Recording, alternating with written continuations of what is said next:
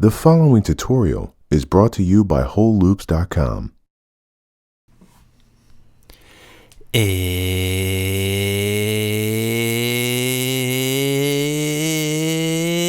It's production time. I'm Reid Stefan, realist puppet in the game. 7 tips for better build-ups and transitions. I'm talking about my favorite ways to get from point A to point B in my music production. Starting out with number 1, fundamental rule of thumb, start out small. Leave yourself room to grow. Throw your listener a bone every 8 bars. In this example, as you can see, everything's filtered out. Only the bare essential rhythmic elements, the kick and the snare, and one distinguished sound, and then the teaser into the build-up. Number 2, and this is more of a production thing, but use the downlifters at the beginning of your build-up to make uplifters leading up into the build-up.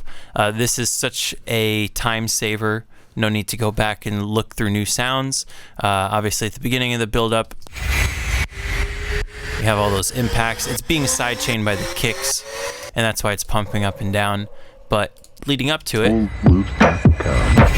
we have this one going, like mouth noise, the main explosion that you hear, and then this just was kind of an eerie texture I threw in there. All you got to do to make this downlifter and uplifter is just drag it over here. You can just cut it to a line so that it lines up, reverse it, and turn it down a little bit so that it's not quite as loud as the main one, and just cut it over. If you don't have these fade pivot points, hit Command Option F, and it'll give you this, and boom, you've got yourself a clean uplifter. While we're in the build-up, number 3 is an important thing. Don't make every sound in the build-up go up. The whole damn track doesn't have to wind up like a jack-in-the-box. Do just some of the sounds going up. In the synths group, I have one sound that stays.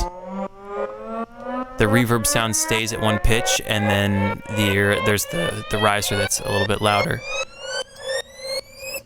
But that kind of just retains the, kind of helps it like hold its cool still without going like full blast, because you want to save that for the drop. As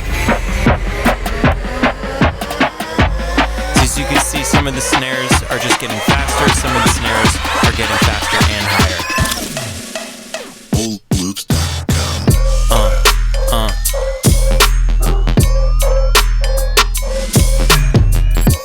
And this actually leads me in to...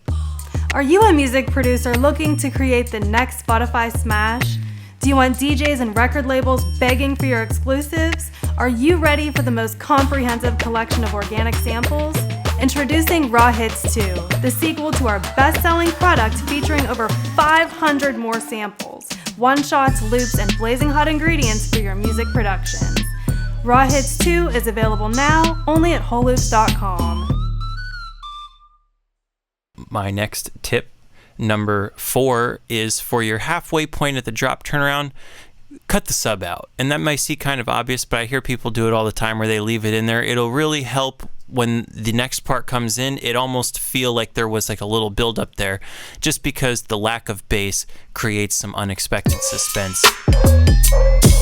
So then right before here, and then WholeLoops.com. That way the tag or the drum fill, whatever you choose to put in there, can really stand out without having to compete with the sub. And when the next note comes in, it's just disrespects you straight to your face. WholeLoops.com. All right, tip number 5. Make space for your drum fills if you want them to sound big. During the build-up, like I said, with this reverb sound, it just kind of keeps going and getting more and more reverb. boom, cuts off. That's where the drum fill is.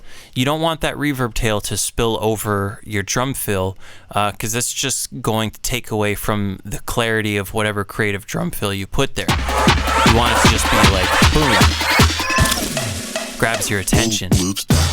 Hey.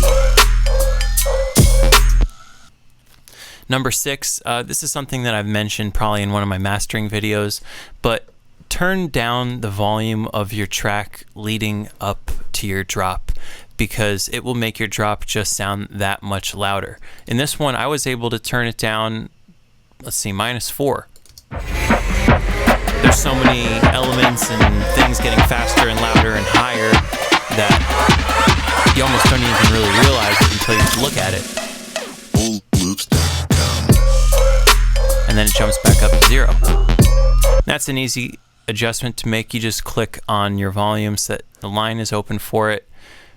Draw a box throughout your whole build-up, put your mouse over so it's blue, yada yada. That's easy automation. And number 7, it's not really a technical thing, more of an approach, but simple is better. For example, the fill, I guess you could call it, that I have leading out of the drop into the buildup that leads into the last drop is really just a simple, just one hit, and I pitch the snare down an octave too underneath it to kind of make it sound like it slowed down, like the turntable stop effect I had in there. Boom. It doesn't need to be every time. Sometimes just dig for a cool sound and just put it in and then say, boom, this is the fill. And own it. Well, there you have it. My 7 tips for better build-ups and transitions. If there's anything else you'd like me to cover in a video, leave it in a comment below. Thank you for subscribing. Thank you for turning on notifications from my channel. If you like these whole loop samples, I'll put a link in the description. I'll catch you next week. Peace out.